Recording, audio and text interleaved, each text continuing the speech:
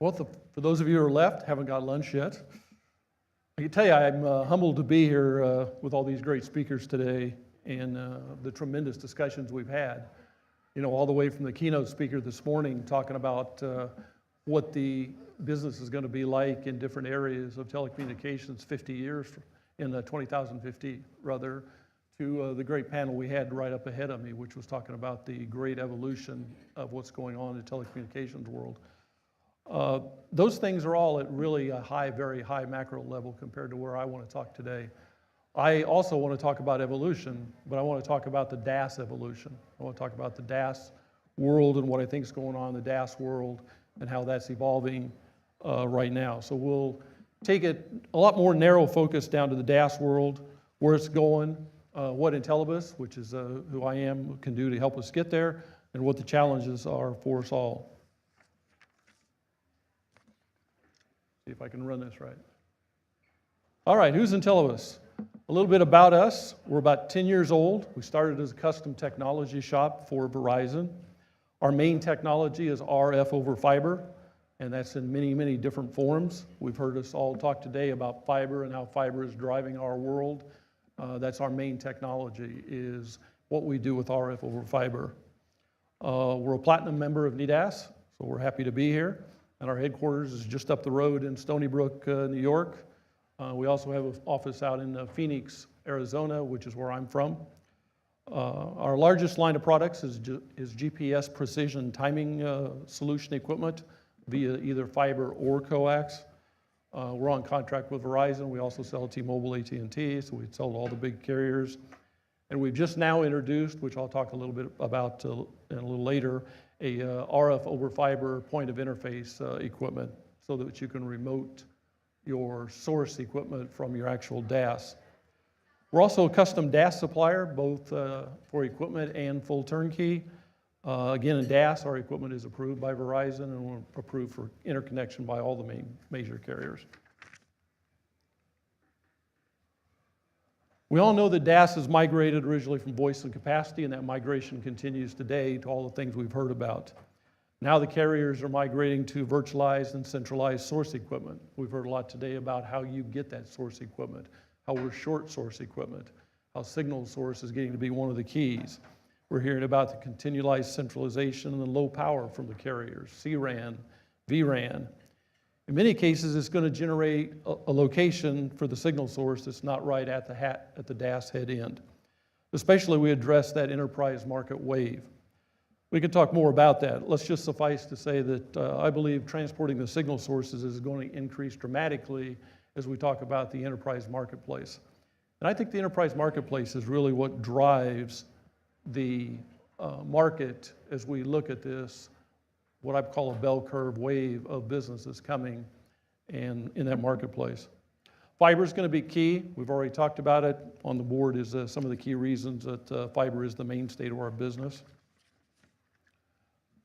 The morning's discussion was a lot about enterprise DAS. I do believe it's a massive enterprise market need coming. And as we've all seen in telecommunications in this country, if there's a mass market that drives and opens up, American ingenuity kind of fills that void one way or the other. And I believe that's going to happen. As more and more offices, campuses, hotels find that wireless communications are essential, they're becoming that fourth utility that we've talked about. Our customers out there, whether they're in a college, whether they're in an office place or a building, they're just expecting ubiquitous coverage to stream video, to talk on cell phone, to do whatever they want. They're just coming to expect it. And I think, I don't see Jack, but Jack was talking earlier about 6 million office buildings out there right now, of which we're in single digits of probably what has a DAS system in it today. Enterprise is going to drive that new economic model out there as we see that bell wave come. And it's much different than the current wave of high venue carrier-owned systems. We're going to have a cost problem. There's going to have to be a new cost economic model as the enterprise world heats up. Some cost changes can occur from the centralized and virtualized carrier systems. They're going to lower their costs some. There's other changes that the 5G will drive. Of course, we all know the models for the enterprise market. Presently, they're carrier-owned, which I believe is going to continue to decrease as the carriers put more and more money into the 5G and other capital expenditures. Third-party owned neutral hosts, and then facility-owned solutions, whether they're single carrier models or neutral host multi-carrier. All of these changes are going to continue to drive network timing solutions for centralized and virtualized signal source, which is something we do, and the same can be said as more and more need RF transport. Talk a little bit about us. Our timing needs is GPS solutions, one of the things we do. Centralized and virtual signal sources are going to be everywhere. They're in basements, they're in lower levels. They're thousands of feet sometimes away from where you can get a GPS signal. We have GPS over fiber or over coax, which you can supply up to 256 ports and miles away from where you actually need that GPS synchronization signal for the signal source. As you can see, we're NEMO 4 housings on a rooftop and NEBS level 3 certified in the carrier office. Our fiber distribution can go up to 15 miles. And today we have over 1,000 CRAN hubs for GPS. Oh, I skipped a slide. Well, that'll just get me part of the commercial part of it over quicker. Talk to you a little bit about our signal source over fiber. We just now released our IROF, our Intelligent Radio over Fiber. As I said, we believe fiber is the key to this enterprise wave and to where the next generation of DAS goes. It will handle multi-sector and multi-carrier sources over a single fiber. You can take it for miles. It takes all the spectrum, all the carrier bands, has automatic conditioning, equalization, and balancing of the RF signal. And it's got a great robust signal-to-noise ratio, simplex or duplex. Of course, all the products that Intelibs makes are web and SNMP-based remote configuration and monitoring. The evolution, I think, is going to continue as we look at the old mode of operation of where we put a signal source, which was usually a radio, a BDA in the old days. It goes back to my previous lives, that drives the DAS. As we go more and more into the DAS systems, what we believe is going to happen is you're going to see more and more of the signal sources taken from nearby sites, from nearby sources, and transported to the DAS. That way you don't need to put battery backup, you don't need to put everything that a site at a carrier grade needs at the DAS head end, which is going to lower those costs. And of course, we do believe that the costs are going to be one of the greatest part of the model going forward. We believe this will offer a significant savings to the carrier as we move that signal source away from being at the premise of the DAS.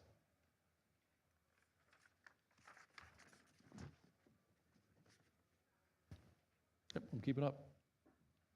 Let's talk a little bit more about the, I was going to say it was the elephant in the room, but we've all talked about it all morning now, so I guess the elephant's kind of been exposed, which is what happens with that massive wave of enterprise market opportunities, and its cost. Centralization and virtualization on the carrier side is going to lower the carrier's cost of operation. I also believe there's an evolution coming as those aspects are fine-tuned and the carriers get more used to having to do business in the neutral host type of environment where they have to share. The DAS technology is already starting to evolve, and you'll see that coming even more, especially as we get into lower power and lower cost of distribution technology. This should lower the cost of the systems overall. But one of the greatest drivers, I believe, that was going to lower the cost for the enterprise market to allow us to get into this economic model is just greater demand. When you talk about 6 million buildings, rather, it doesn't take very many of those buildings to really get into great volumes, which is going to drive great opportunity. This is also going to allow more DAS companies that are carrier approved, but not necessarily on the carrier's contracts. So today, most of the carriers have 3 to 4 DAS companies that they buy from, but yet there's many more carrier companies out there that are carrier approved, doing enterprise space in neutral host and so on. As those companies come online and the market shifts to being this wave of enterprise type of business, you're going to have a lot more competition. And we all know in the American spirit, competition drives price. Also think that as the enterprise market comes on board and we see more and more of these colleges, as we see businesses, office buildings and so on, you're going to see these companies get more of a cookie cutter approach to DAS. Cookie cutter at the smaller level is going to increase the availability of the product. It's going to lower the cost of manufacturing. It's going to lower the cost of implementation because cookie cutter is always easier to do. That's not possible in most of the DAS world today as we go into these huge multi-million-dollar venues where almost every DAS is custom designed and custom implemented. So the cookie cutter DAS, I believe, is coming. We all know that cookie cutter system demand will drive critical mass volumes, and volume has always been the mother of invention and cost savings. Is it an evolution or a revolution? 5G capital needs of the carriers is going to continue to take money away from the DAS for the carrier build. The 5G in-building penetration is going to create more opportunity in the neutral host.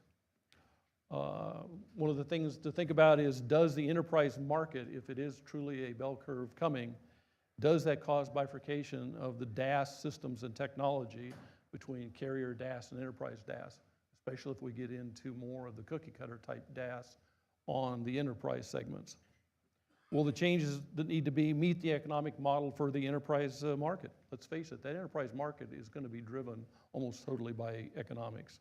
We've heard a lot of people talk about ROI, how to make money for the building owners and so on. We can either let the economic model drive it because the building owners want to buy it because it's making them money, or if the marketplace continues to demand, you're going to see almost a revolution. The industry's movement to the fourth utility is going to become the norm in the enterprise facility. Enterprise buildings are just going to have it. Dark fiber is being commoditized more rapidly all the time, as you heard some people say here ahead of me. The dark fiber is almost starting to go away already to where everybody should be thinking about laying new fiber. But it will help some of the cost on the front end.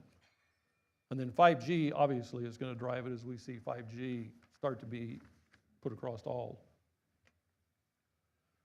Summarize, so I was supposed to help us catch up a little bit. In my humble opinion, the in-building marketplace is massive. It is coming.